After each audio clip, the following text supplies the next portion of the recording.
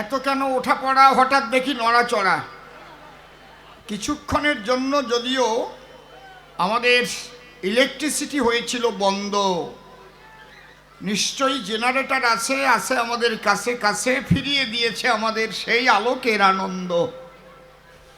এই জন্য চরণ ধরে করি মানা, কেউ নড়াচড়া করবেন না।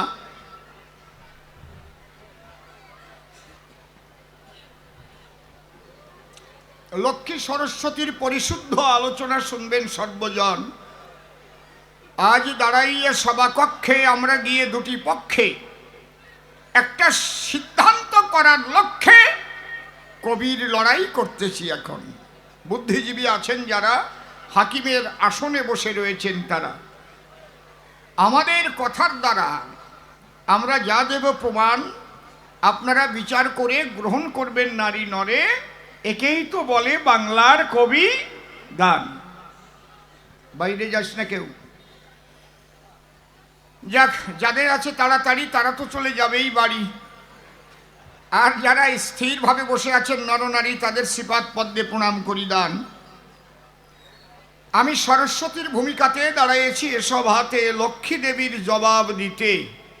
আপনারা শুনছেন যত ভক্তপ্রাণ, লক্ষ্মী বলে গেছে তাই, টাকার উপর শ্রেষ্ঠ কিছু নাই। বিদ্যার জগতে কি বা প্রয়োজন?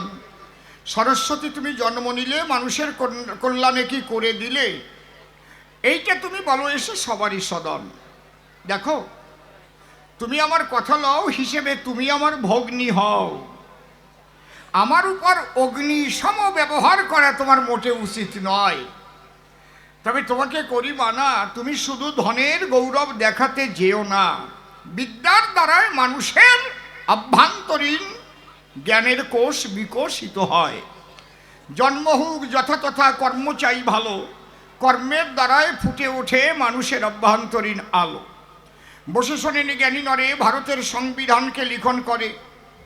তার প্রধান যে কয়জন লিখন করে তার প্রধান ছিলেন একজন, জানেন যত নারী নর, তার নাম বাবা সাহেব আম্বেদকর। তিনি কিন্তু মাহারের ঘরে করেছিলেন জন্মগ্রহণ। তাহলে কত মাহার্ত জগতে জন্ম নিল, বাবা সাহেব কি করে উন্নত হলো? এটা বিদ্যা শিক্ষার দ্বারাই হয়েছিল, অন্যভাবে হয়নি কদাচন। তাহলে টাকা অনেকের থাকতে পারে, টাকা ভরা আছে ঘরে, কিন্তু ব্যাংকে টাকা নড়ে চড়ে।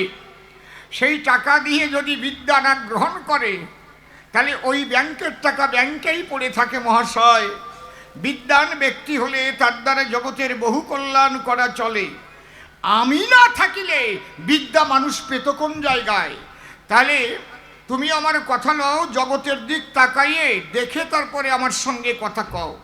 জগতের যা কিছু হয়েছে উন্নয়ন, অন্ন বস্ত্র বাসস্থান সব কিছু বিজ্ঞানের দান, তাই না?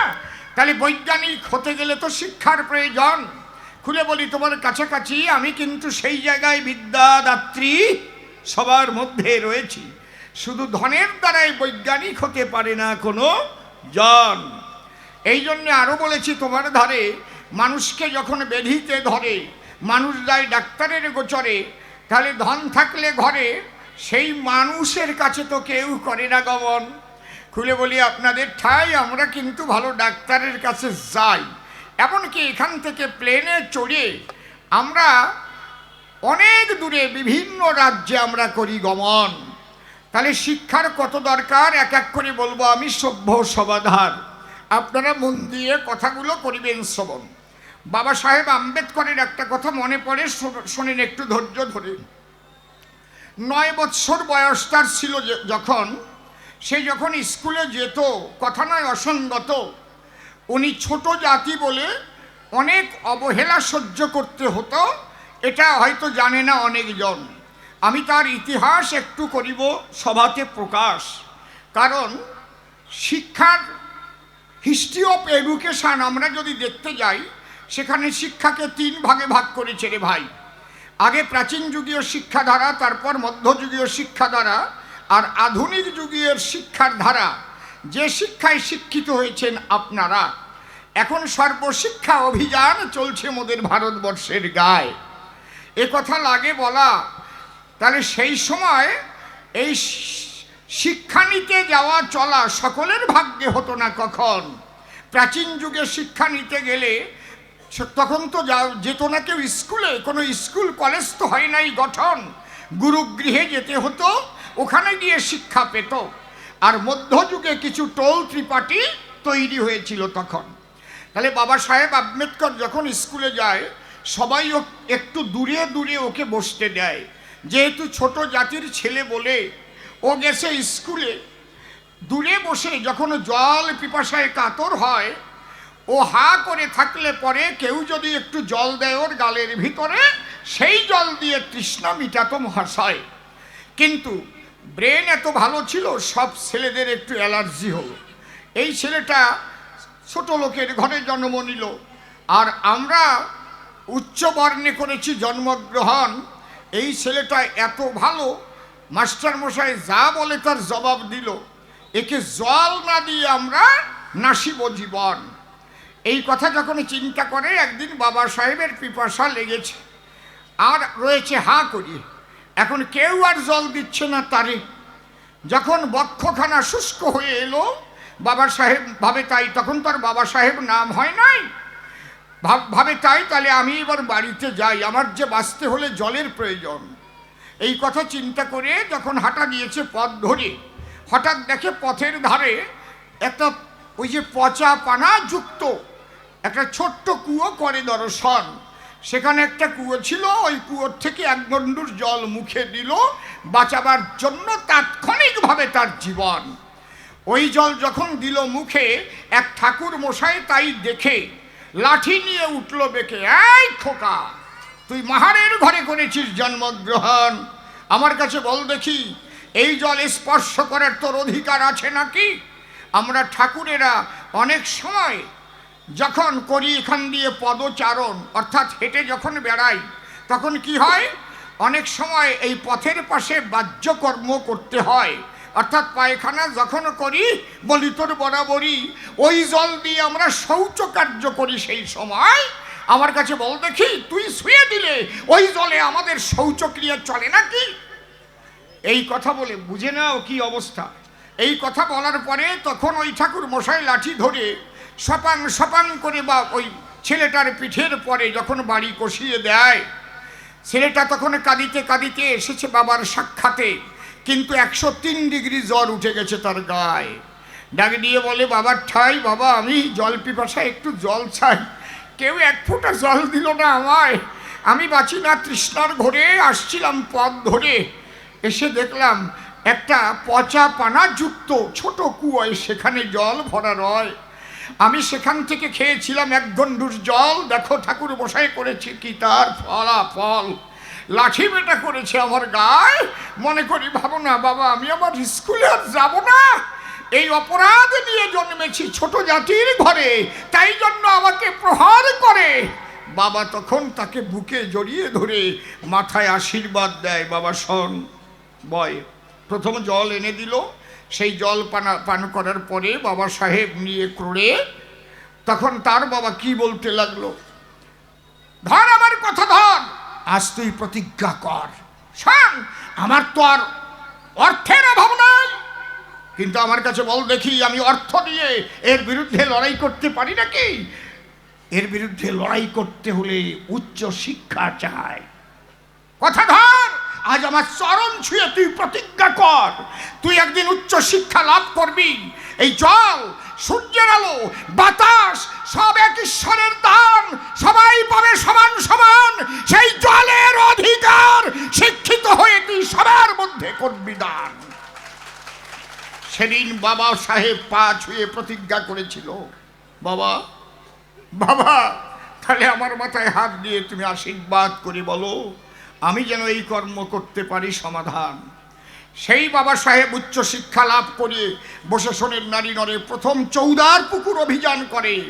এমনিতে বাবা সাহেব নাম হয় নাই তার, 10,000 মানুষ নিয়ে চৌদার পুকুরের কাছে গিয়া বাবা সাহেব ডাক দিয়ে জানায়, এই জল শুধু ওই ঠাকুরদের জন্য নয়, ঈশ্বরের সৃষ্টি এই জল, দেখো ফুল ফল এই বসুধায় আমাদেরই সেবার তরে এক অদৃশ্য শক্তি সে দিয়েছে তৈরি করে, এক শ্রেণীর মানুষ আমরা শিক্ষিত হই নাই বলে আমাদের এইভাবে খায় শোষণ করে।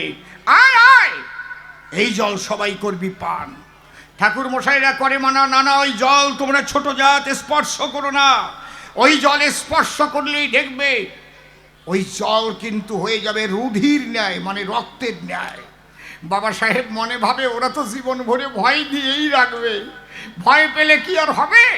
নিজে হাতে জল তুলে যখন মুখে দিল, ডাক দিয়ে বলে, তাই চেয়ে দেখ, কোনো জল রক্ত হয় নাই, এই জল কত ভালো। তোরা খারাপ জল পান করে কত ব্যাধিতে তোদের ধরে, কত মানুষ সময়ে যায় মরে। আয় আয়, আমরা সবাই মিলে এই জল পান করা ভালো। তখন সবাই গন্ডুর ভরে সেই জল পান করে।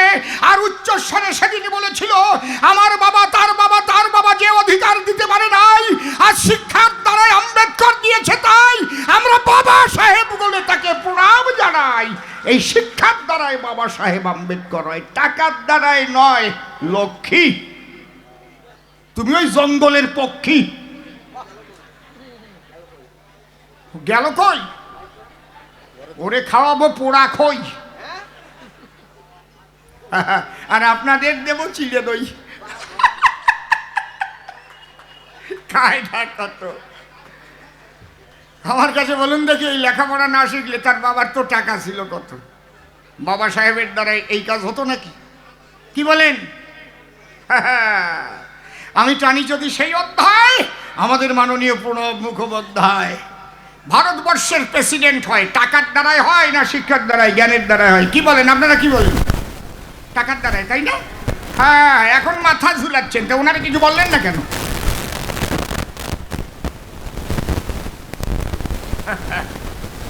তোমার ঘর ভরা থাকলে টাকা, শিক্ষা না থাকলে তোমার সব দিক ফাঁকা, বুঝলে? আর বেশি টাকা যদি হয়, মনের মধ্যে জাগে ভয়। আর শিক্ষা যত বেশি হয়, তখন ভয় মুক্ত মানুষ হয়ে যায়, বুঝতে পারছেন? তার ভয় থাকে না। আর এই শিক্ষার ভাগ কাউকে দেওয়া লাগে না।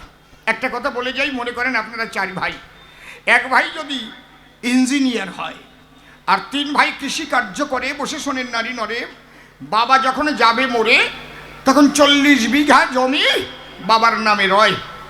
তাহলে বাবা যখন মারা গেল, 4 ভাইতে কয় বিঘা করে পেল?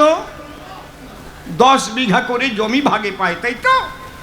কিন্তু যে ভাই ইঞ্জিনিয়ার হয়েছে, আমি প্রশ্ন করি আপনাদের কাছে, সেই ইঞ্জিনিয়ারের ভাগ কি আর 3 ভাই পায়? কায়দা আছে, পাবে? পাবে না। এই জন্যে চাণক্য পণ্ডিত কি বলেছে? বিদ্যাতঞ্চ নিপাতঞ্চ নৈব তুল্য কদাচন, স্বদেশে পূজ্যতে রাজা বিদ্যান সর্বত্র পূজ্যতে। এই বিদ্যা চৌররপি ননিয়তে জ্ঞাতি ভিন্ন ববন্ধতে। আমার কথা শুনে লন, আপনি যদি বিদ্যান হন, আপনার বিদ্যার ভাগ নিতে পারে না কেউ। এবং ধন যদি অপব্যয় করে, একদিন মানুষকে পথের ফকির করে ছাড়ে। আর এই বিদ্যা যত দান করে তত বাড়ে। ঠিক না বে ঠিক? মন দিয়া করো সবে বিদ্যায় উপার্জন, মন দিয়া করো সবে বিদ্যায় উপার্জন, সকল ধনের সারেই বিদ্যা মহাধন। এই ধনে কেহ নাহি নিতে পারে কেড়ে, যতই করিবে দান তত যাবে বেড়ে। এই জন্য করে যাই আমি নিবেদন,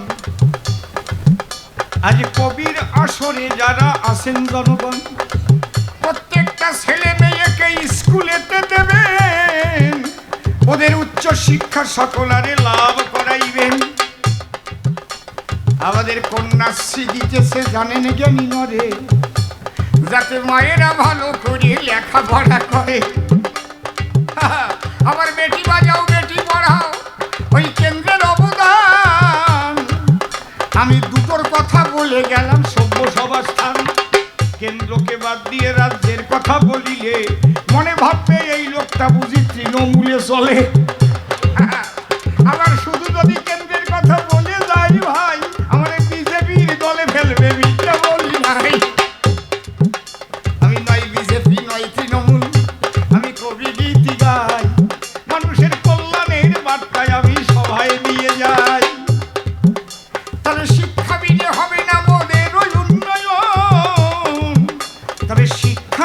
গেলে আছে ধনের প্রয়োজন।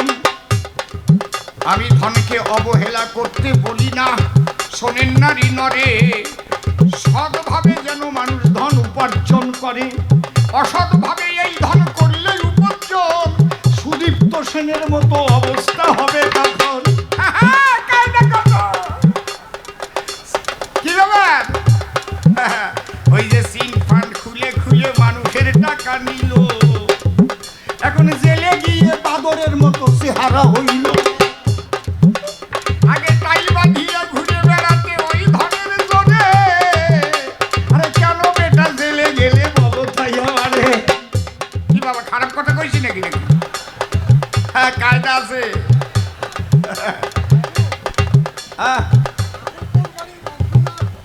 কে কে? আরে টাকা দিলে তাতে তো আর নাই তো কোনো দোষ। 20 টাকা দিয়েছে আকুপুরের রঘুনাথ ঘোষ। আমাকে টাকা দিল কেন বাবা ভেবে দেখো তাই।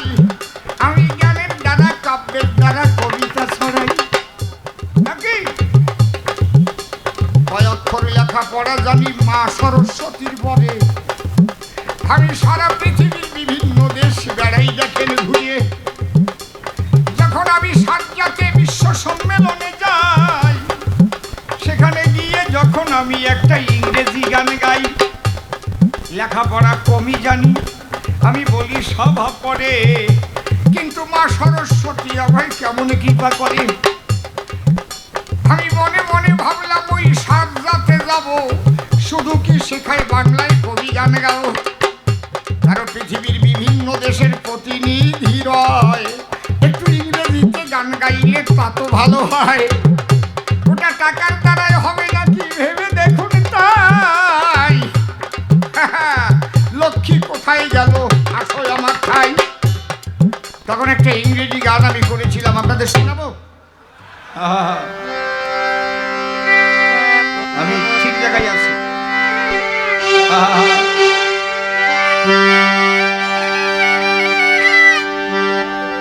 হ্যাঁ, ওই বেহালাটা একটু বাড়িয়ে দাও। For you are my security, so I have got very beauty. My duty always your name.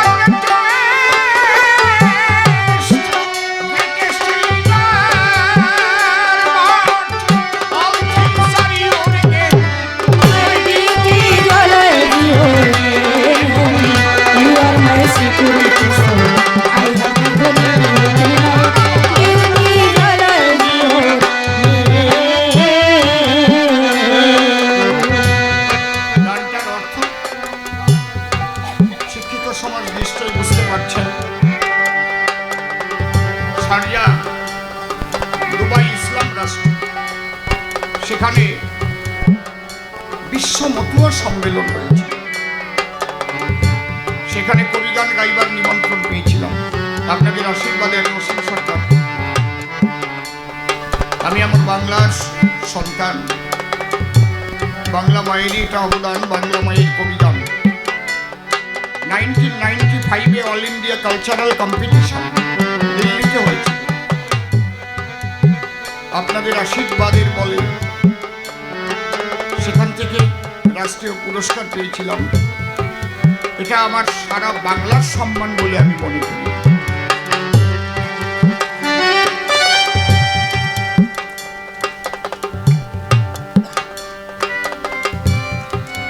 এখন মতুয়া শব্দটা বললে তো আর অপরিচিত নয় কেউ। প্রায় তো পেপারে টিভিতে বেশ একটা মতুয়া একটা জায়গায় শোনা যায়। আগে কেউ জানতো না যদিও অতটা। এই মতুয়া মতের অর্থাৎ এই মতবাদটা যিনি প্রতিষ্ঠা করেছিলেন তার নাম হচ্ছে হরি ঠাকুর। হরিচাঁদ ঠাকুর বলে তার পরিচয়। তারই পুত্র গুরুচাঁদ ঠাকুর। এই গুরুচাঁদ ঠাকুরকে তখন কোনো স্কুলে ভর্তি করা হয়নি, কারণ নমশূদ্রের ছেলে বলে।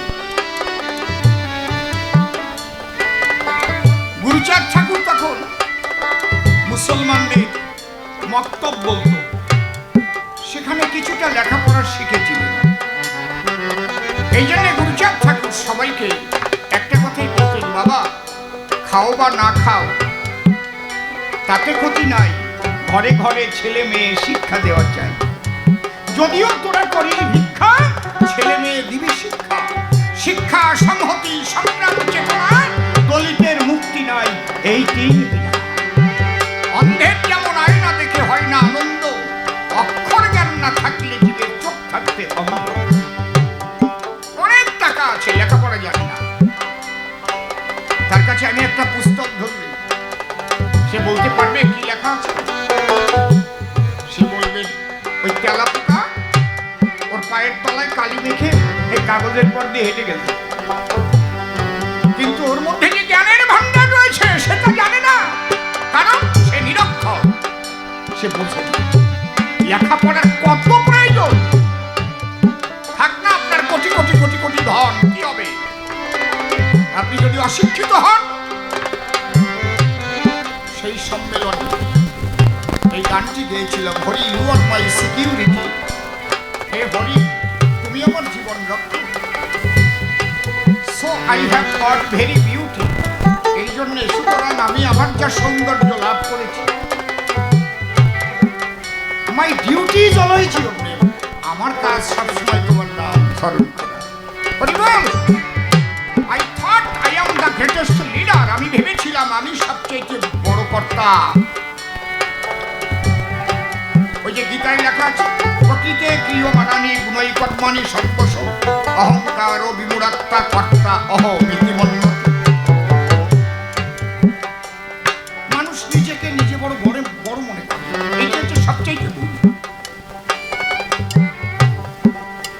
আমি যে কত ছোট, বড় একজনের পাশে দাঁড় করিয়ে দিলে তখন প্রমাণ হয়। একটা 6 ফুট সরল রেখাকে আপনি কাটবেনও না, ওটা মুছতেও পারবেন না। ছোট করতে গেলে কি করবেন? 6 ফুট একটা সরল রেখাকে ছোট করতে হবে, আপনাকে মুছতেও দেব না, কাটতেও দেব না। ওর পাশে আর একটা 8 ফুট রেখা টেনে দিলেই ওটা ছোট হয়ে যাবে অটোমেটিক।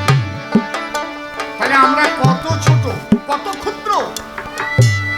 এই মহাবিশ্বের মহালীলার কথা যখন আপনি ভাববেন, দেখবেন আমি কত ক্ষুদ্র।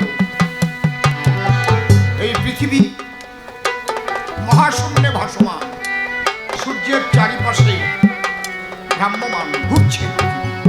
আবার পৃথিবীকে নিয়ে চাঁদ দেখছে। আমার ওড়নাটা যেটা আমাকে দিলেন আপনারা, এটা এখানে ঝুলে আছে কেন বলুন তো? আমার আঙুলকে আশ্রয় করে। আঙুলটা সরিয়ে নেব, পড়ে যাবে। তাহলে পৃথিবী কাকে আশ্রয় করে আছে? সূর্য কাকে আশ্রয় করে আছে মহাশূন্যে? চাঁদ কাকে আশ্রয় করে আছে?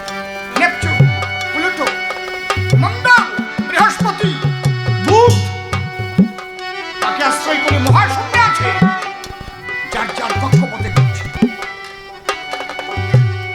ভেবে দেখেছেন এইরকম অনন্ত ব্রহ্মাণ্ড আছে, অনন্ত গ্রহ নক্ষত্র আছে।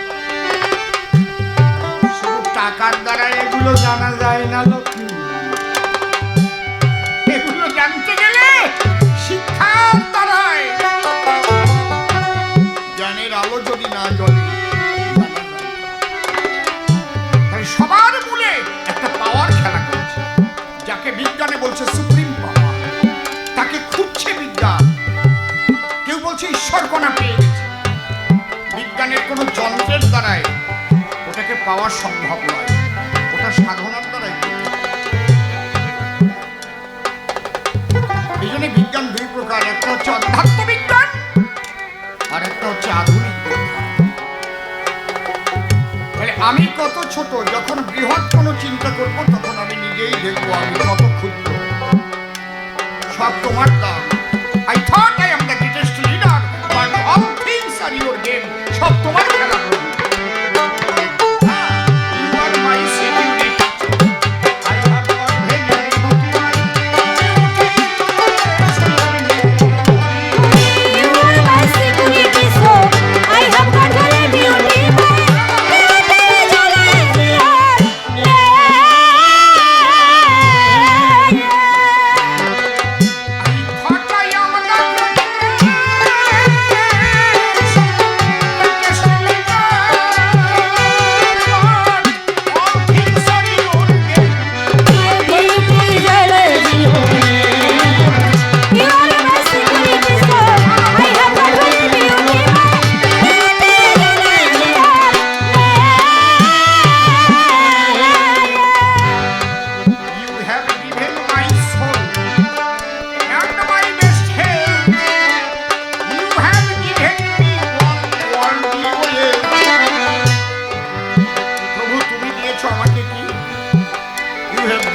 Soul and my best health, আমার আত্মা এবং এই সুন্দর দেহ। নৈশশান্তি নিকেতনে মাতা পিতা দুইজনে মিলন রসাস্বাদন। যখন বাসরে হয়েছিল মিলন, পিতার পিতৃসত্তা নেমে এসে আশ্রয় করেছিল মায়ের গর্ভাবাসে। দুই সত্তা মিলে শেষে হয়েছিল কোট বিভাজন। অভাব যাকে বলে জানেন যত বিজ্ঞ দলে, এই দুই সত্তা মিলে ধীরে ধীরে পূর্ণ দেহ হয় গঠন। আমার কাছে বলো দেখি, সেখানে কোনো তৃতীয় ব্যক্তি ছিল নাকি? তাহলে কোথায় হবে কর্ম, কোথায় হবে আখি, কোথায় হবে নাসিকা, কোথায় হবে বদন, কোথায় হবে আমার হস্তযুগল, কোথায় হবে চরণ? কোন শিল্পী এত সুন্দর করে আমার দেহটাকে করেছে গঠন? কি অদ্ভুত পরিকল্পনা, দেখেছেন? যার যার নিজের দিকে তাকিয়ে একটু আয়না দিয়ে দেখবেন, আপনার চোখ দুটো যদি সামনে থাকতো আর মুখখানা যদি পিঠে লাগানো হতো, খেতেন কি করে বাবা? এইভাবে খাওয়া যায়? সেটিংটা কত সুন্দর! ওই অন্ধকার গর্ভাধারে কোন শক্তি দিয়েছে সেটিং করে? তাই আমার গান,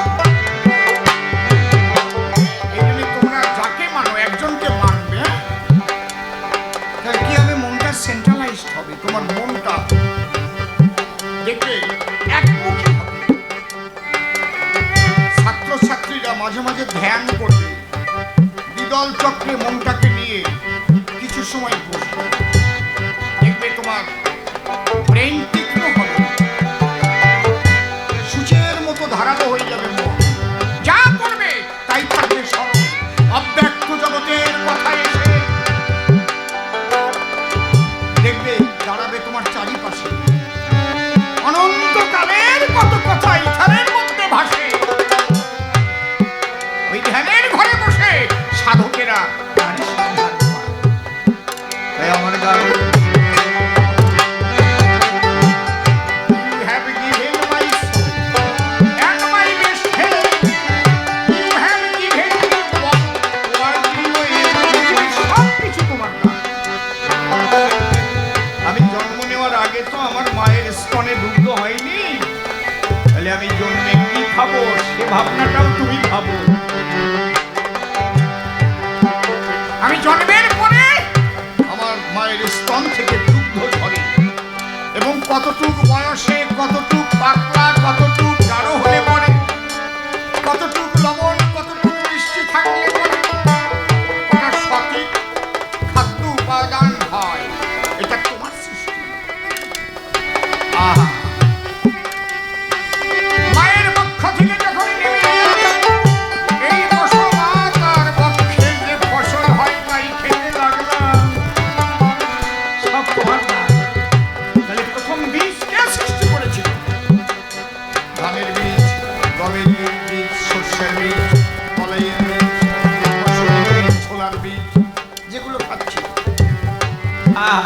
দেখেছেন সব তোমার you have my given me soul you have my given my soul and my best friend you have given me all worldly way so you are very charitable man so you are very charitable man no other can be the same My duty is always your name, Hari. You are my security, soul. I have got very duty. My duty is always your name. your beloved son Soyaz Golokan Taro Oshimi and Mohanando Amrishna so you are their life leader in our My duty is always your name, Hari. You are my security, soul. I have got very duty. My duty is always your name.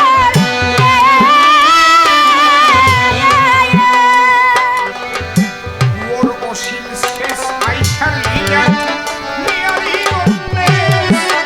Always I shall behold your beautiful face. You kiss my hand kindly. It is only on my hand. My duty is always your name, Hari. You are my security, soul. I have got very duty. My duty is always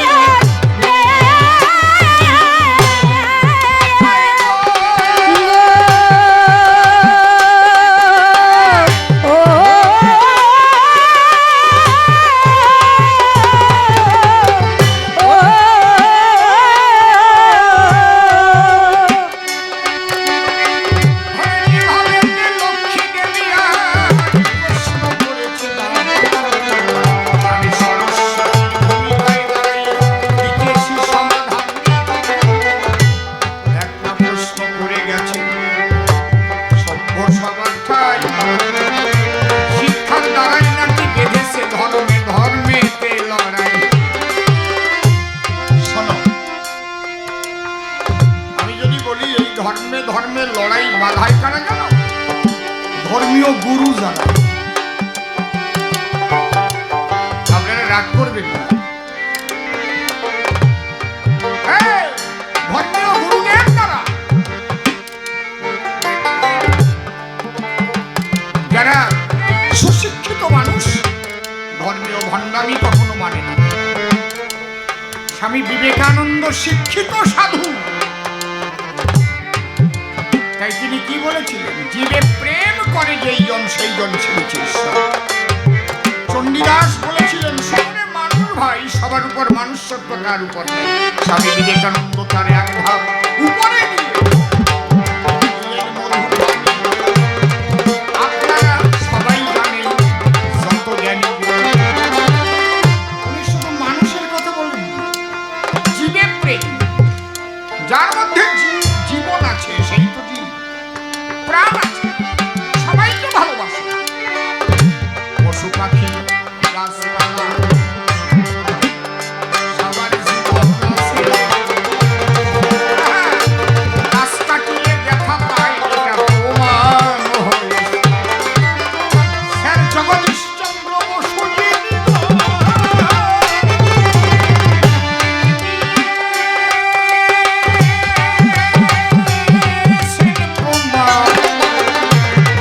গাছের মধ্যেও আছে কিন্তু প্রাণ। তার ডালটাকে কেটে দিলে গো সেও দেখা পায় যন্ত্র দিয়ে শুনলে কান্নার ধ্বনি শোনা যায় তাই স্বামী বিবেকানন্দ সবাইকে ভালোবাসতে বলেছে সবার সঙ্গে প্রেম করতে বলেছে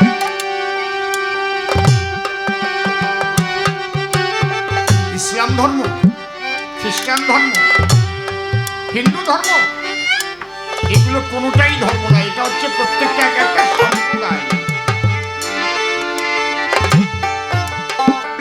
আমার মনে হয় ধর্ম নিরপেক্ষ রাষ্ট্র বলে কোনো কথা হয় না আমি কত বড় কথা বলছি দাঁড়িয়ে ধর্ম সাপেক্ষে সংখ্যা সাহিত্যিকতা নিরপেক্ষ।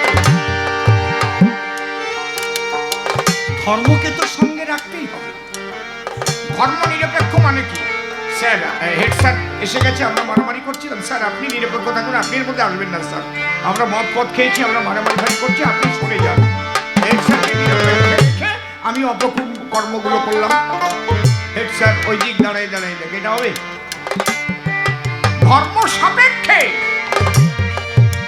সংকীর্ণ সাম্প্রদায়িকতা নিরপেক্ষে এটা হতে পারে। হিন্দু কোনো ধর্ম নয়, মুসলমান কোনো ধর্ম নয়, খ্রিস্টান কোনো ধর্ম নয়, প্রত্যেকটা একই শক্তিকে জানবার আলাদা আলাদা সম্প্রদায়। যত মত তত পথ, শ্রী ঠাকুর রামকৃষ্ণ। কিন্তু আমরা বলতে বলতে অভ্যস্ত হয়ে গেছি হিন্দু ধর্ম, মুসলমান ধর্ম। ধর্ম কিসের উপর দাঁড়িয়ে আছে? তিনটে জিনিসের উপর। কি কি? একটা ধর্মীয় সাহিত্য, আর একটা ধর্মীয় সংস্কৃতি, আর একটা ধর্মীয় দর্শন। এই তিনটের উপরে ধর্ম দাঁড়ানো সামনে নিয়ে। যখন সাহিত্যের মধ্যে অপসাহিত্য প্রবেশ করে, সংস্কৃতির মধ্যে অপসংস্কৃতি ঢোকে, তখনই অমঙ্গল আসে আমাদের এই শান্তিময় জীবনে। যেমন আমাদের ধর্মীয় সংস্কৃতি, আমরা বিভিন্ন পূজা পার্বণ করি, বিভিন্ন গান বাজনা আছে। তার মধ্যে একটা কালী পূজা আছে। কালী পূজা অনেকে পাঠা বলি দেয় না, কেউ কেউ নর বলি দেয়।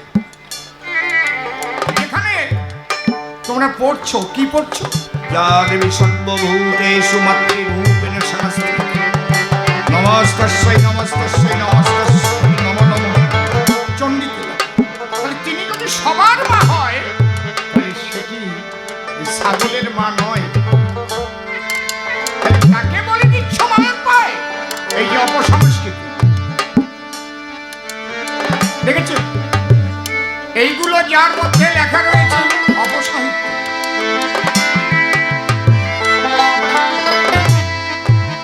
কিন্তু ধর্মীয় দর্শন কেউ পাল্টাতে পারে না। বাইবেলে লেখা আছে নো দাই সে, অলক্ষী। টাকার দ্বারা এগুলো শুধু হয় না, লেখাপড়া শিখলে হয়।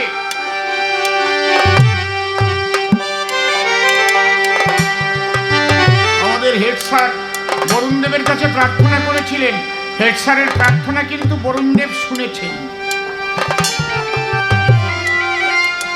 এক সাধু বাবা আমাকে 50টি টাকা দিলেন,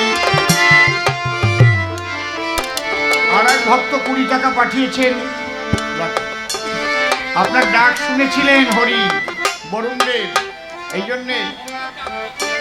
না না না, আপনার মধ্যে সত্য সরলতা আছে একদম, আমি বুঝতে পেরেছি। তাই নাহলে আপনি ওইভাবে যেভাবে বলেছেন, বলার মধ্যে সরলতা যখন থাকে না, সেই ডাক তার কাছে পৌঁছে যায়।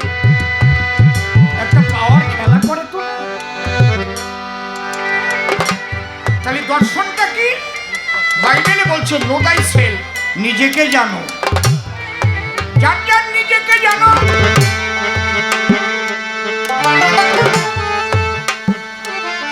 কোরআনে হাদিসে দিল কাবাতে নামাজ পড়তে বলছে। তোমার হৃদয়ের মধ্যে যে কাবা,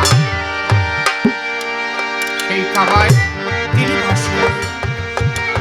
সেখানেই পাবে তুমি নূরের আলো। সাহিত্যে বলছে আত্মতত্ত্ব জ্ঞান লাভ করো। ও লক্ষ্মী, লেখাপড়া না শিখলে তুমি টাকা গুলে গুলে খাও, বেশি টাকা টাকা করো না, বুঝলে? এক রাজা সাধনায় বসলো, শিব আসলো। রাজা খুব সোনার লোক।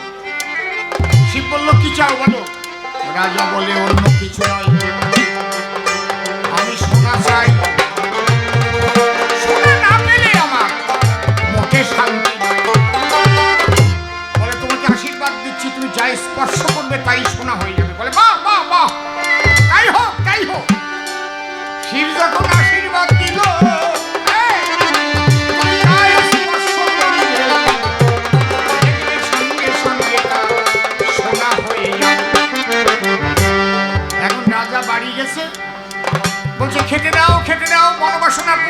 গেছে, ওর বউ যখন ভাত এনে দিয়েছে, ভাত স্পর্শ করেছে, সোনা হয়ে গেছে।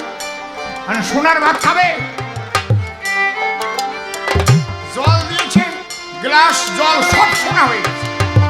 বউ বলছে কি হলো গো, এ কি হচ্ছে? বউটা গিয়ে যখন স্বামীকে স্পর্শ করেছে, সোনার বউ হয়ে দাঁড়ায় আছে, আর নড়ে না। হ্যাঁ, কায়দা কত, অত টাকার লোক সোনার লোক ভালো না।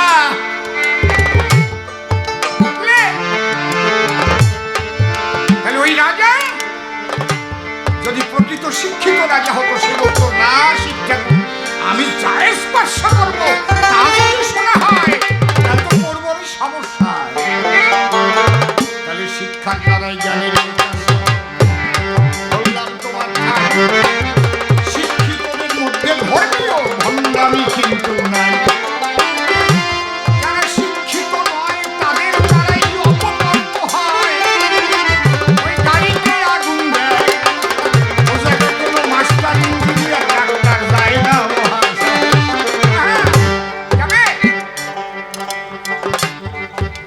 অশিক্ষিত মানুষগুলোকে তাড়াতাড়ি বোঝাতে সুবিধে হয়, কিন্তু শিক্ষিত হলে মানুষ ভাবে আমি কেন এই কর্ম করে আমার দেশের সম্পদ খোয়াবো, ভাবে সেই অন্তর। দেখেছি শিক্ষিত সমাজ এর প্রতিবাদ করছে। শিক্ষিত সমাজ বলছে সি সি সি সি, আল্লাহ বলো, হরি বলো, গড বলো, আলাদা আলাদা বলে কেউ নাই। তাহলে কোনো একদিন দুজনের মধ্যে ঝগড়া হতো। ছোট্ট একটা গান শুনেছি, আর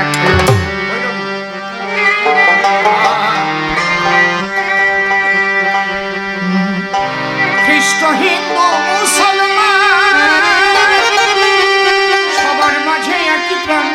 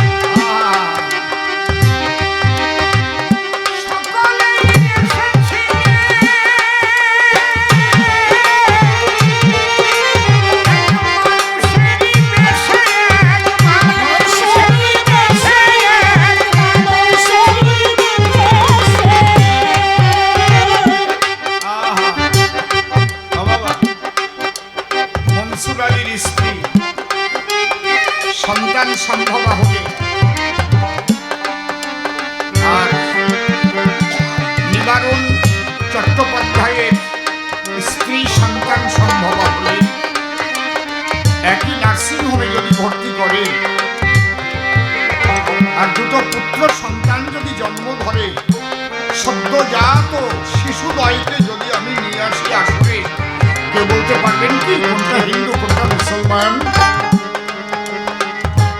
তাহলে মানুষ তো মানুষ হয়েই জন্মা।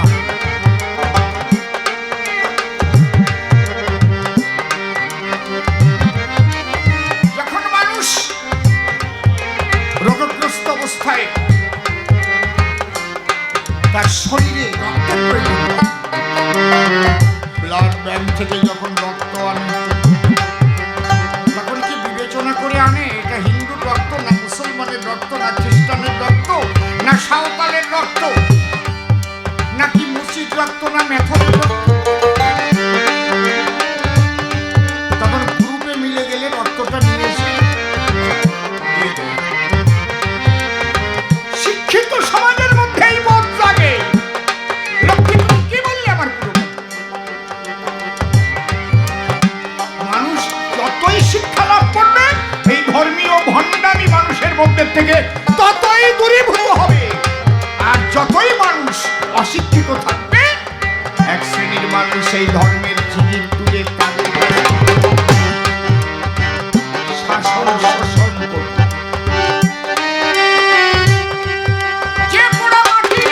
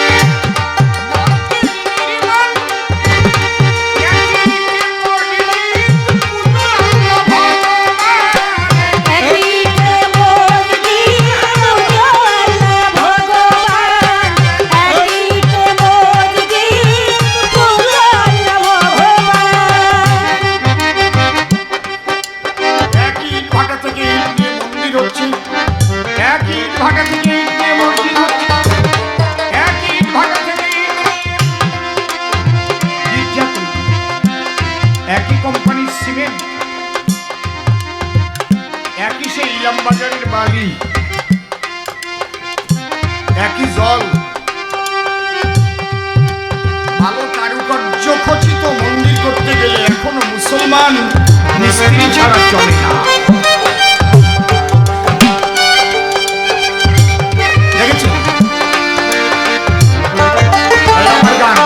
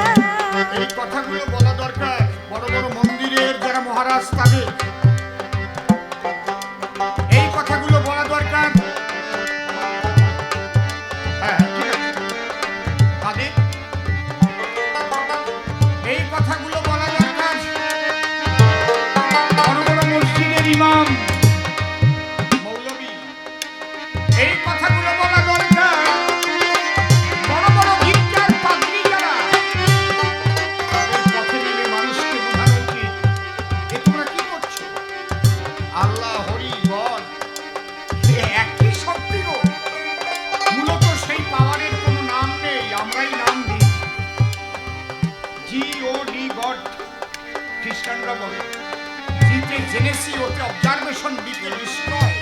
আমরা বলি সৃষ্টি স্থিতি প্রলয়ের কর্তা আমাদের স্বয়ং কৃষ্ণ দয়াময়। আকর্ষণ অতি যশস্বী, যে শক্তির দ্বারা এই সমস্ত কিছু আকর্ষণ। হরণার্থে হরি, আল্লাহ হক, আল্লাহ হক, আল্লাহ হক, আল্লাহ হক, আল্লাহ হক, আল্লাহ হক, আল্লাহ হক, আল্লাহ হক, আল্লাহ হক, আল্লাহ হক। মানে কি? হক মানে সত্য, নিত্য নিরন্তর। লাদিনী শক্তি থেকে আল্লাহ শব্দ এসেছে। তাহলে আল্লাহ হক, আল্লাহ। এই জন্য যেসব ফকিররা ওই হাক্কানি ফকির বলে, শরীয়তি মারফতি হযরতি তরিকতি, শরীয়তি মারফতি হযরতি তরিকতি। ওই মারফতি যে ফকির, ওরা জিগির দেয় হক আল্লাহ, হক আল্লাহ হক, আল্লাহ হক, আল্লাহ হক, আল্লাহ হক, আল্লাহ হক, আল্লাহ হক, আল্লাহ। ওরা জিগির দেয় ওই রাধাকৃষ্ণ। বুঝতে পারবে যখন তোমার হৃদয়ে প্রেম জাগবে। মানুষ খুন করে নয়, নারী ধর্ষণ করে নয়, মানুষের ঘর বাড়ি জ্বালিয়ে দিয়ে। এজন্য চৈতন্য মহাপ্রভু প্রেম দিতে এসেছিলেন নদিয়াতে। নদিয়াতে নদিয়াতে, নদিয়াতে, এসেছিলেন প্রেম দিতে। নদিয়াতে, নদিয়াতে, এসেছিলেন প্রেম দিতে নদিয়াতে। নদিয়াতে, নদিয়াতে। দুই বাহু তুলে ভেসে চোখে ডেকে ডেকে বলে আয় রে আয়, এসেছে বিদায়ের গৌর হইতে কে বলো হরি হরি, হরি বলো। আজ বিশ্ব মানবের হৃদয় জয় করেছে এক প্রেমের দ্বারা।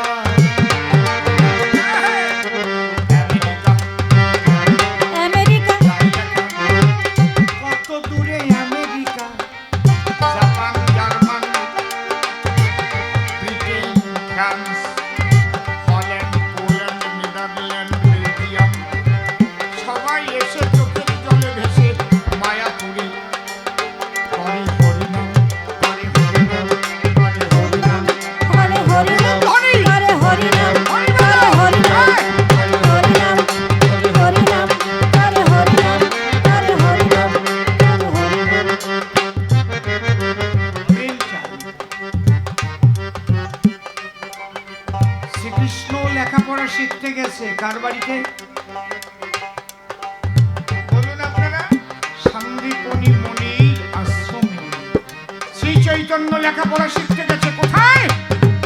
বিদ্যানিধি পণ্ডিতের কোলে। এখনো বিদ্যানগর আছে।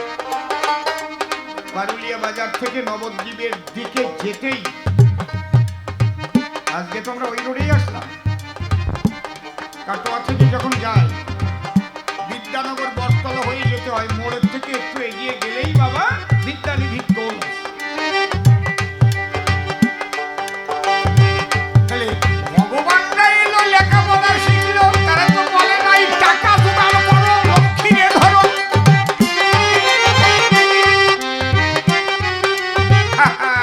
লক্ষ্মী কোথায়?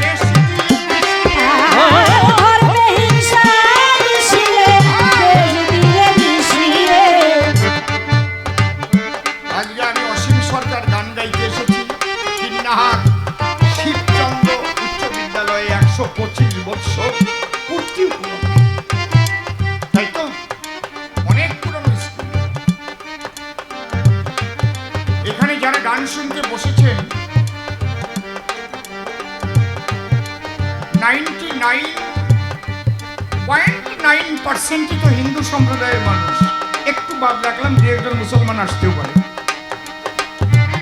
মনে হয় 100% আছে একটু। আচ্ছা, সবাই মিলেমিশে আছে তো? আচ্ছা, আমি কিন্তু আল্লাহ, হরি, গড, ভগবান সবাইকে সম্মিলিত করে গান পরিবেশন,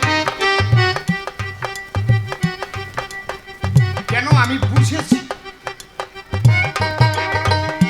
এখানে বেশ কয়েক হাজার মানুষ আজকে শুনল যে অসীম সরকার কথাগুলো বলে গেল।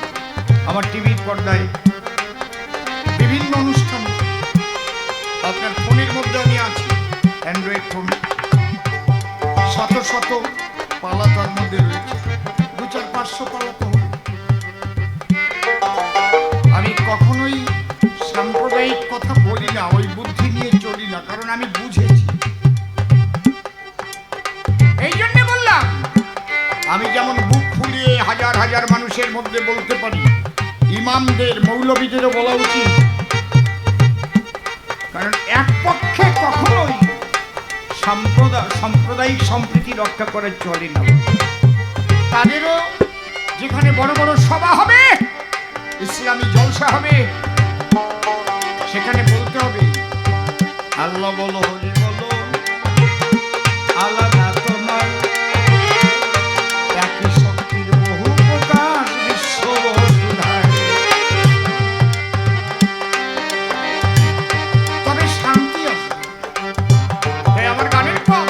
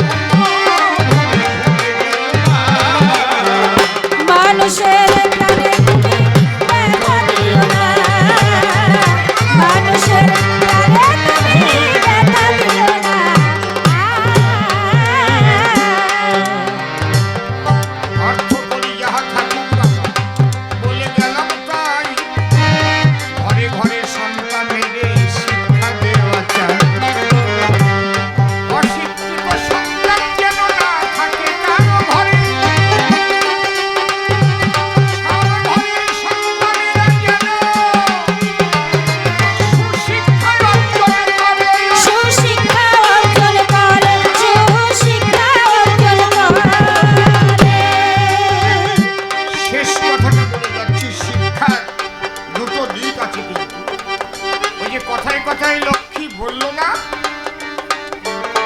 তারা নাকি চাকরি পেতে ঘুষ দেয় আর ঘুষ খায়।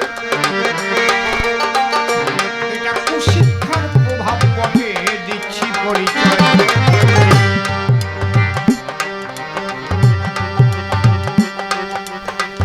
ওই যে ঘুষ না চাইলে তো আর ঘুষ দেয় না, তাহলে ঘুষ চাওয়া রেখে তুমি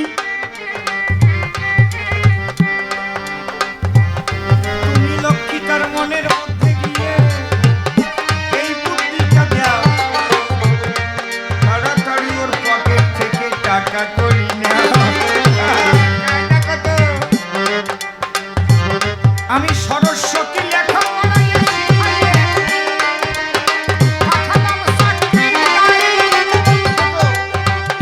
লিখিত পরীক্ষায় পাস করে সে ভাইবা দিতে যায়। হায় হায় ভাইবা দিতে যায়, হায় হায় ভাইবা দিতে যায়। সেখানে তুমি লক্ষ্মী দালালের দলকে ঠিক করে রাখো কেন? পাস ফেল যা কিছু সব ওই দালালেরা জানে। কায়দা আছে। তুমি লক্ষ্মী গিয়ে ওই লোকের কাছে বলো, ডাক দিয়ে দেখো ভাই, চাকরিটা পাকা হয়ে যাবে, তোমার কিন্তু 7 লাখ টাকা চাই। কায়দা কত? এটা করলে কেন জবাব দাও? গায়ে থেকে জমি বিক্রি করে টাকা নিয়ে যায়। এটা লক্ষ্মীর ভাবে লোভের দ্বারাই ঘটে গো। ওরে মিথ্যা কথা নয়, হায় হায় মিথ্যা কথা নয়, হায় হায় মিথ্যা কথা নয়। সুশিক্ষার কুশিক্ষা। যারা সুশিক্ষায় শিক্ষিত হয় তারা নিজের মাস্টার মশাইকে পিতার মতো সম্মান করে।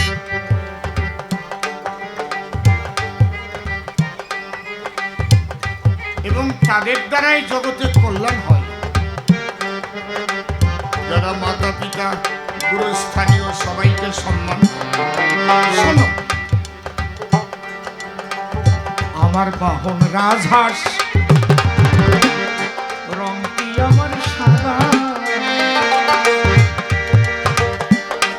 কেন এই দুটো তত্ত্ব বলতে নাই বাধা? জগতে কত ভালো মন্দ সম্মুখে আসিবে, মন্দটুকু বাদ দিয়ে তোমরা ভালো ঢুকিবে। হায় হায় ভালো টুকুলে, হায় হায় ভালো টুকুলে।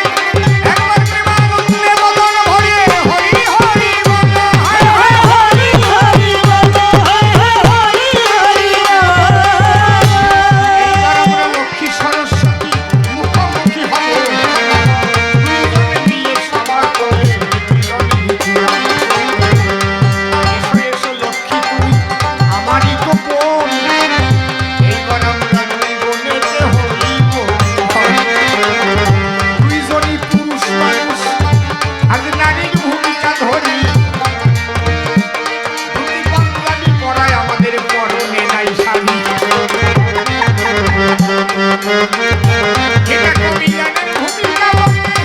তাই যে কবিগান, এসো এসো লক্ষ্মী এসো, সত্তর সবস্থান হায় হায় সভা সভাস্থান, হায় হায় সভা সভাস্থান। এই আকারে নিয়ে জোটের মিলন করে, কিন্তু একটা খবর আছে বলি সবার কাছে, এরপরে পুতুল নাচের আয়োজন আছে। মামা ভাগিনিয়া পুতুল নাচটা তো নাকি? হ্যাঁ? ও মামা ভাগিনিয়া পুতুল পাটির নাচ। পুতুল নাচ দেখাবে তারা এসে বসাবে না। কোথা থেকে এলো ওরা? বগুলা কি বাড়ি? ও বর্ধমান থাকে, ওরা দেখবে নরনারী। এটাই আমাদের একটা ভালো সংস্কৃতি। আসলে আসিবে দেখবেন সোলার পুতুল কিভাবে কত কথা কায়দায় আছে। মানে আরামের জিনিস পুতুল নাচ। হ্যাঁ? তার আগে বাঁশি হবে, বাঁশি বাজাবে কোনজন? নিশ্চয়ই দিলে বাঁশরিয়া, তার অনেক ওজন। কি নাম তাহার জানতে কি পারি বলুন? বলুন আমার ঠাই। সুশ্রুত সুশ্রুত গোস্বামী নাম বলে গেলাম আমি। আহা! ওই কৃষ্ণের বাঁশি সুশ্রুত বাবুর মুখেতে বাজিবে। বাঁশি শুনে নাকি সামনে ভাসিবে। হায় হায়! হায় আমার প্রাণ হাসিবে, হায় হায় আমার প্রাণ হাসিবে। তারপরে পুতুল নাচের হবে আয়োজন।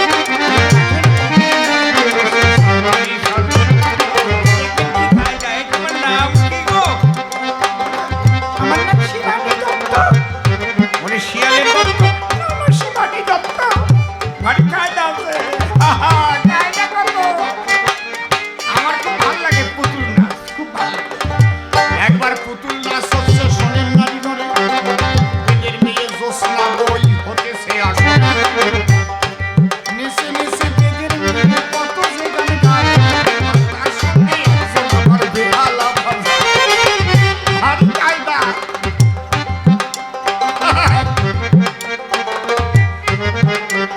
আমাদের প্রধান সাহেব ওই পুতুল নাচ দেখিতে সে গেল। 500 টাকা নিয়ে বেদের মেয়েকে যখন দিল, ওই যে যিনি সুতো ধরে নাচাই পুতুল, হাতে দিল টান, অমনি ধরে নিল হাত দিয়ে 500 টাকা খান। ধীরে ধীরে সুতো দিয়ে পকেটে ঢুকায়। এইবার সূত্রধর ভাবিছে প্রধান সাহেবকে একটা প্রণাম দিতে হবে।